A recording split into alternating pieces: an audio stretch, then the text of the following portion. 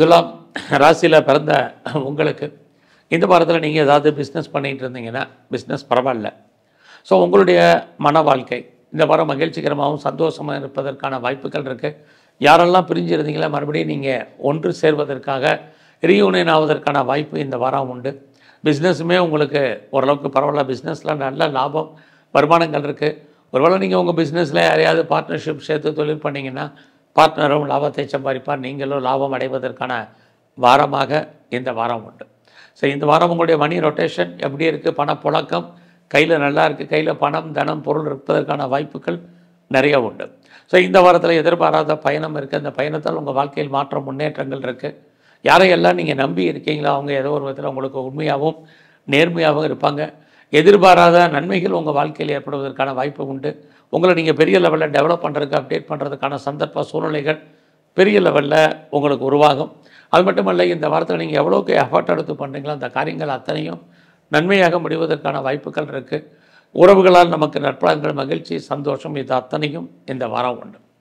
So இந்த வாரத்தில் உங்களை பொறுத்த வரைக்கும் உங்களுடைய 5ஆம் இடத்துல ராகு இருக்கார், குருவுடைய இருக்கிறதுனால இது வரைக்கும் குடும்பத்தில் நல்லது நடக்காமல் இருக்கிறவங்களுக்கு நல்லது நடப்பதற்கான வாய்ப்புகள், சுப காரியங்கள், சுப நிகழ்ச்சிகள் நடக்கும். ஸோ ரொம்ப நாளாக எனக்கு குழந்தை இல்லை அப்படிங்கிறவங்களுக்கு குழந்தைக்கான வாய்ப்பு, அல்லது இது வரைக்கும் ட்ரீட்மெண்ட் எடுத்து சக்ஸஸ் ஆகாதவங்களுக்கு இந்த வாரம் ட்ரீட்மெண்ட் ஏதோ ஒரு விதத்தில் சக்ஸஸ் ஆகிறதுக்கான சூழ்நிலைகள் இது அத்தனையும் இந்த வாரம் உண்டு. ஸோ இந்த வாரத்தில் உங்களுடைய ப்ரொஃபஷன் ஜாப் எப்படி இருக்குன்னு பார்க்குறோம். வேலையில் கொஞ்சம் கான்சன்ட்ரேட் பண்ணுங்கள். நம்ம பார்க்க வேலையில் லாங் லீவ் போடுவதற்கான வாய்ப்பு, அல்லது வேலையை பற்றி ஒரு பயம், ஒரு பீதி இருக்குது.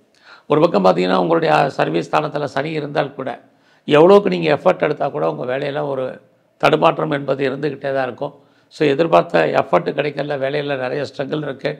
அதனால் வேலை இருந்தால் மட்டுமே போதுமானதுங்கிறதான் இந்த வாரம் இருக்கக்கூடிய அமைப்பு.